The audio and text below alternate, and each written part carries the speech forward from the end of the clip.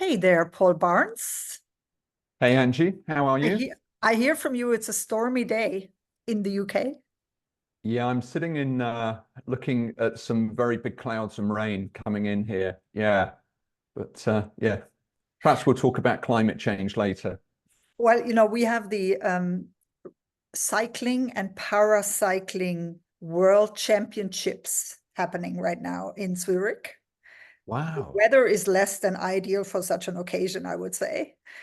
It feels very much like autumn, late autumn already. And Yeah, it's leaves are coming out of trees, and yeah, it's very very strange. But yeah, I mean, those people you were talking about, how resilient. Yeah, any weather they'll still compete. yeah. People. And since you're the expert on the topic of sustainability, I mean, you're my go-to person in global mobility for the topic. I'm so proud to have you on the red couch right now. Maybe you could tell our audience a bit more about something that is maybe a fun fact about you and that they wouldn't know if unless they listen to this interview. Yeah, well, it may be a little bit shocking for some, but yeah, I have a pretty much a lifelong addiction, which not many people know about. It comes from my mother and my grandmother, her mother, because they're actually great bakers. So they're Uh-huh. always making cakes and pies. So I do have an addiction and an issue with homemade cakes. If there's homemade cake, I don't have an off switch. So I will just keep eating and eating. Oh, well, And that's beautiful. yeah, but it's only homemade cakes. Yeah, no, really beautiful. And you know that I come from a German family, and one of the things that I actually miss in Switzerland is the tradition of Kaffee und Kuchen. Um, yeah, we have that at home. So whenever I'm in Germany, I also enjoy the coffee hour with home baked goods. I don't Yeah. do it myself though. It's far too structured for me. But I do feel for people with, addictions to serious things that affect their life, because my wife said, I always have a coffee at a local coffee shop and have a cake. And one of the daughters that works there, she makes homemade banana bread. Mhm. So I would always have coffee and banana bread, sometimes two pieces, very naughty, but very nice. And my wife said, You're eating too much." And I said, well, hey, I'll just come for a coffee. I won't eat cake. It took me probably 2.5 to 3 weeks to get past that urge of, oh my gosh, I really, really want some banana cake. Every time there was a coffee, it just triggered. I guess it's we get into these cycles, don't we? But I thought, gosh, if it's that hard just to stop eating cake, how hard is it to give up something potentially more serious in your life? So yeah, but I'm doing my best. Yeah, so it's good to know that about you. I also just noticed that you have two cats. Yeah, Yes, they hopefully they won't appear. it's beautiful. And Paul, tell us a bit more about why you got into your role and what you do right now. Yeah, well, I guess into mobility, like a lot of people, purely by mistake, just by random things happening and jobs and getting myself into that from the household goods side many, many years ago. Um, and if I talk a little bit about, why I do what I do at the moment, and I've worked with so many entrepreneurial people over the years that are just amazing, amazing people. And I've always had this thought, it would be nice to actually have my own little company, work for myself. You can follow your passions to a degree. You should enjoy what you do if you're working for yourself. So that's why after many, many years in 2021, I founded my consultancy company, Inspire Global Mobility Consulting, working with procurement and global mobility on tender management strategies, and then also in sustainability with mobility stakeholders, but also with the service provider stakeholders as well. Um, and that really fulfilled two passions. One was procurement. I'd always been, I guess, very lucky that to work with some really, really good global mobility people who, when we were successful and we were working with them through a tender, I'd be quite inquisitive, some of the whys, they did certain things, and some of them were very inquisitive of, what do you think worked? What could we have done better? And then as procurement became more and more involved, again, I was very, very lucky with some people, and one particular person at perhaps I shouldn't mention the name, but he's got a passion for procurement and mobility, and he taught me a lot of I guess tricks of the trade, looking at things alternatively when you're buying something. But Mm-hmm. he was all about how can I engage the providers, the potential providers. So he taught me a lot of tricks, and it just got me intrigued in procurement. And I always wanted to work in procurement. So, I'm fulfilling that dream. And the other area, thirdly, is sustainability, which goes back probably, gosh, how old's Harry, my youngest now? So it would have been 2013, 2014. We Mm-hmm. had this very in-depth conversation about methane. And Harry and his older brother, so Harry would have been 10, Jack would have been 13, and my wife and I about methane and climate change. And we all had different views, Mm-hmm. but it really intrigued me, and that really kick-started my mind looking at the world, but also global mobility, and also not just the carbon emissions, but also the amount of waste, the amount of plastic that we were using at the time, whereas we never used to use a lot of plastic. And Mm-hmm. what were the reasons for that, and how could we stop it? So in 2021, it was just great. Yeah, start my own business. I could be a little bit antagonistic, start difficult conversations, because I was worried the industry was going in a direction which essentially was negative. We were being classed as a dirty industry, and there was only a few people, a few amazing people back then that were really doing something tangible, about this and evidence based. But now I feel the industry is in a really, really good position. It's doing some amazing, amazing things. So is global mobility as a partner of that. What are some of the top three policy changes that you've seen in the last 5 years when it comes to the topic of sustainability? Yeah, I think one Internal of the mobility, not yes, global. Yeah. yeah, thanks, Angie. And I think one of the main things I think people, rather than just picking individual little areas, is actually looking at how they're framing things.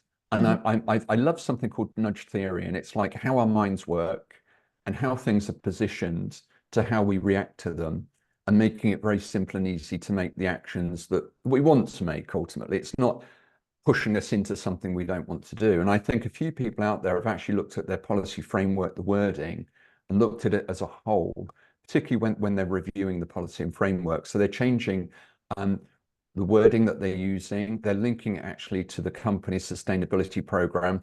So it's wording that people are using on a day-to-day basis, and it is part of what the company is doing. But then individual areas, people are looking at sometimes offering incentives. The first and probably the easiest one was travel. If you go down a class, perhaps we'll reimburse you, or we'll give you an extra benefit, etc. One of the really great things that people are doing is engaging with their partners, their suppliers, and saying, hey, we want you to brief the relocating employee and the family on, what are the sustainable options out there? Are there energy efficient homes? Is there recycling? Are there options for going and actually buying secondhand goods? Because a lot of people are disposing, taking the allowance, going and buying, Mm-hmm. um, which I have to say isn't necessarily the best thing to do in some areas, because a lot of what they ultimately don't take will end up being disposed of, and then they'll go and buy predominantly potentially new. And some of the, say you go to areas like Australia or some other areas, they potentially have imported a lot of what you're buying anyway. So that has a high carbon footprint. But this is where it gets very, very complex. Mm. Those are the type of areas. And then, and then there's some people actually, I think the next big thing, there is a company out there that is working on actually the emissions. So when you get a briefing, we get a briefing, we'll go down all our benefits, and it will apply a carbon footprint to it. So we actually know, here's your total carbon footprint Okay. allowance you've got. This is all your benefits, and that's how it adds up. If you reduce it down, we'll give you a benefit. To me, that's the ultimate. And there's somebody out there that's working on something that I don't think is too far away from this. Have companies decided to stop giving home leaves for the matter of being more sustainable? Do you know, that's an interesting one, Angie, and I've seen home leaves, being, it's one of those things where from an economic point of view, when there's been downshifts in the company's finances or a certain industry, certain things are switched off pretty quickly. Let's look at some home leave, let's look at travel, let's look at cross-cultural, which most people know is a mistake. Let's look at language, spousal travel. But on a sustainable area, I've not really seen saying reduce it. I've seen where, again, for home leave, if you go down a tier, or encouragement to go down a tier. But what we really need as humans, what makes a lot of us think, is we're quite visual. What does that mean to me? If I go down a tier, what am I saving? But what does that mean? Is that 50 cars, if I go down a tier, is that 50 cars a year doing 20,000 kilometers a year? Wow, that's amazing. That's a huge amount of carbon. Or is it, switching a kettle on for 2 hours? Or how many trees does it need to soak up the carbon that I would have been emitting? So it gets a little bit complicated, but I think people are getting good at this as well. Mm. So you talked a bit about how you got into the profession and how you got to where you are today. I'd be interested in hearing a bit more about what exactly you offer nowadays as a consultant. And also maybe could you talk a bit about what you would advise a younger professional if they wanted to enter the field? Sure. Yeah. Yeah, starting with, a younger professional entering this, or even, looking to start their own business. I'd always say, surround yourself with good people. As I say, I've been very lucky to be involved. I think at the time I might not have appreciated it, but some very hard taskmasters, masters, they really, really expect a lot, really push, but having a reasonable balance with that, because if you want to learn, you want to get on. Looking back, that was the quickest, easiest way, and really learning very quickly what works, what doesn't work.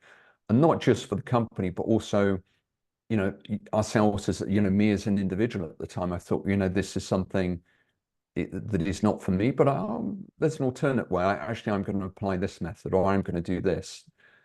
But if you're not pushed hard and, take those challenges on, sometimes it might take a long time, or you never actually truly find that. And I think the industry is very good because it is full of entrepreneurial people that, I'm not saying they're hard taskmasters, but they set challenges. They like to challenge people in a positive way, because they want everybody to become inquisitive, to learn more, and they want their people actually to come back and challenge them, share new ideas, new methodologies. I think they're the really smart people, both in global mobility, in-house corporates, but also there has been, and there is a lot of them on the global mobility partner provider side. And I think that's all. And when the two sides have come together, they've created some very, very good programs between them. There's been some great partnerships over the years that have really, really added a huge, huge amount of value, over and above being competitive cost savings, just value for the whole program, for the relocating employee, etc. So I'd also, surround yourself with good people, network with amazing people. If you want to learn quickly about a subject, LinkedIn is amazing. But what somebody pointed out to me is follow people where they start something perhaps a little bit contentious, and then look at the comments, because you'll learn more alternate views from people on the comments. And that's where I've learned a huge amount on sustainability and other areas. It can get a little bit fractious, but people lots of alternate views out there. And it's allowed me to look at this and look at different areas and think, actually, perhaps one person's right, perhaps they're not right, but to learn on this. And then what I do, so I work in two areas. The area of most of my work comes from is actually working with in-house global mobility and procurement professionals and helping them the planning, the strategy, the delivery, the management of their RFP, the tender process. Mm-hmm. And the tender, it can often start with a PQQ, pre-qualification questionnaire, or an RFI, request for information. And I love those two documents, by the way. Or it can go into an RFP stroke and an RFQ. But I find it fascinating. I really do. Some people just want a little bit of my help.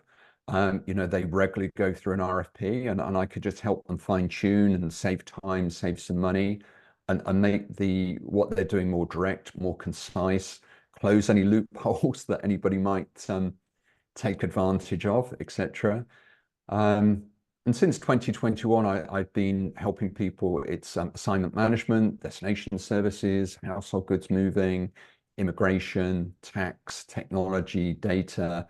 It's spread across all of those areas. And of course, some of those areas are rolled into one RFP.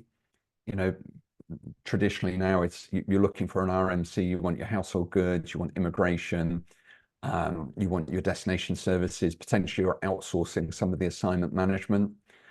And that's where I've been able to help people as well. If they're looking to outsource, what makes sense to outsource, and giving them a view of, that is a quick and easy for an outsourcer to do, or actually it's potentially a little bit harder. So there's a lot of no-brainers. It's quick and easy that I can actually help people with when they're looking for somebody independent sat in the middle of this, just to give them a view, or even connect them with different people so they can, widen people who will give them a view, etc.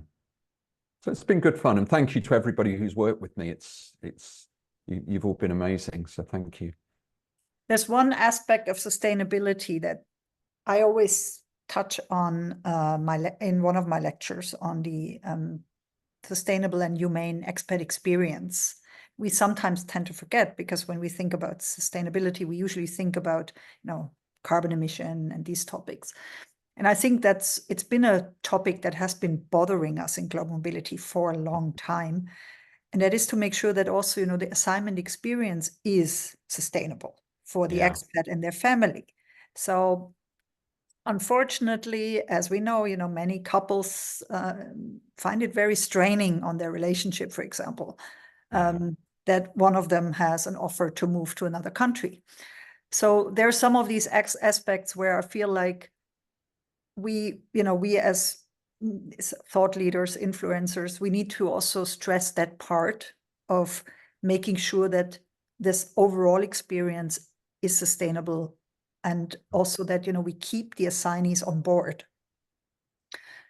So, for example, there's a KPI called repatriate retention. How long are we actually keeping the people after they have repatriated or transitioned into another role in the organization? This is sometimes a bit forgotten. So I'm really glad we're having this exchange, because I feel like we're working on the same topic from different angles. Yeah. And obviously, there's also a lot to say or to comment on the whole RFP process, and how certain big RMCs basically control the large portion of the market, whereas we have a lot of boutique providers, and we are in an organization that also supports the boutique providers working together, collaborating better. And I also think, if you think about a sustainable option as an in-house professional, maybe to sometimes consider to work more with smaller providers as well, if that is something you can afford to do from a time perspective or from a financial perspective. Because very often with smaller providers, you also get better service and a more customized service. So, Paul, now we've covered most of the important topics. We haven't covered LinkedIn or our favorite social medias yet. As we're both business owners, there's usually I ask about your favorite social media channel. Do you have any preferences there? Yeah, I do. And very quickly to say, I love what you said around you on the social side. Yeah. because people look at ESG, and I say to people, actually, if you're planning strategy, looking at it, look at it from an environmental, an economic, and a social side. And the Yeah. social should include human rights, and that's linked to Global Reporting Initiative, GRI, which people should look up if they're looking at sustainability. But yeah, only LinkedIn, so short and sweet. I'm not a big social media person, so yeah, it's LinkedIn. And I love the learnings on there. I love being able to promote topics, subjects, people, obviously myself and my business and what I do as well. But yeah, LinkedIn. Definitely. No, no, no other side gigs. No, I'm very simple, just Yeah. LinkedIn. Yeah. Um, I would say 2024 LinkedIn has been my favorite social media platform. I'm Wow. currently flirting a little bit with YouTube. Ah, This yeah. is this is a new discovery that I'm enjoying as well. It's a different method, a different tool, but definitely not on TikTok. Definitely not No, I'm not a dancing. great, well, yeah, I don't even have TikTok, but yeah, YouTube is amazing. I once half took a car apart and put it back together over 6 months, and Yeah. on YouTube videos that people had, this is how you do it, and here's a video of what you do and what you don't do when you take something apart. I was like, wow, perhaps I'll do this. Yeah. You find all sorts of good instructions, right? Yeah, and the car still ran afterwards, which Amazing. Amazing. yeah, there was that moment you turn the key and you think, what's going to happen? But it did work. I actually use it for all sorts of advice on my plants, my outside plants. There's a lot of Oh. good gardening tips out there as well. Yeah. Oh yeah, I did look at one on yeah, pruning some fruit bushes. Yeah, Yeah, exactly. Yeah. yeah. And we didn't realize how much you should prune a fruit bush at a Yeah. certain time of the year if it's doing certain things. Yeah. And it worked. Yeah, they were right. What about your upcoming events? Do you have anything coming up or anything else you would like to talk about? Yeah, an interesting thing. A good friend, ex-colleague of mine, Olivia Barami, in the Americas. We talk from time to time, and she has amazing in-house knowledge of responding to tenders. Mhm. And she has started a company, the RFP House, and it works with providers, helping them to fine-tune their responses to tenders. I work only with corporates and procurement. So we were discussing some of the things that frustrate both parties. Mhm. We were laughing about this certain things, and we were remembering events of like saying, why have they done this? How frustrating is this? Um, and then as I've worked with corporates, I've understood some of the reasons that certain things happen. So what we're doing is we're starting a little 3 or 4 part series. And we're just gonna, it's gonna be 6, 7, 10 minutes max video. We'll pick one topic. Mhm. Um, and it might be a little bit contentious, some of the topics, but we'll discuss it from both sides a little bit and just play it around. What are some of the reasons? What could potentially be a better outcome? One of the things we're potentially going to do is vague questions versus vague answers. But actually, do vague questions, if they're stated the right way, have a very powerful purpose? And then you've got yes or no answers that people, the corporate say yes or no, do you do this? Well, I do like yes or no questions, and they do have a lot of power and they do add value, but there's an argument for me, should there actually be a third option to just yes and no?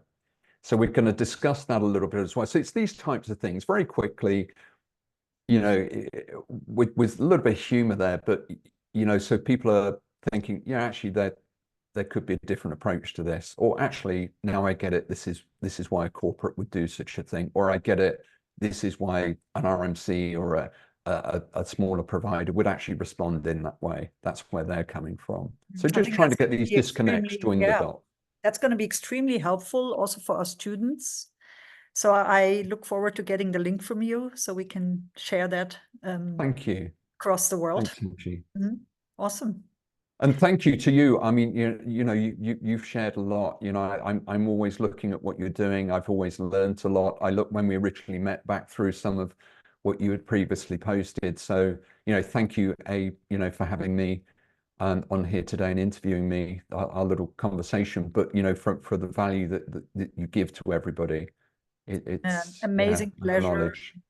And I really liked having you here. You also nominated a few more people, and maybe I should also talk to Olivia now that you mentioned. Yes, absolutely. So another person for the red couch. Yeah. I look forward to more interviews like this one. Thanks a lot, Paul. Have a great day, and I hope it's not going to get too stormy in the UK. Yeah, and I hope it gets dry for you there as well in Switzerland. Have a great weekend as well. Gonna have Thanks, fun Angie. watching Take the care. bikers. Okay. All Yes, right. bye. Have a good one. Bye bye. Bye.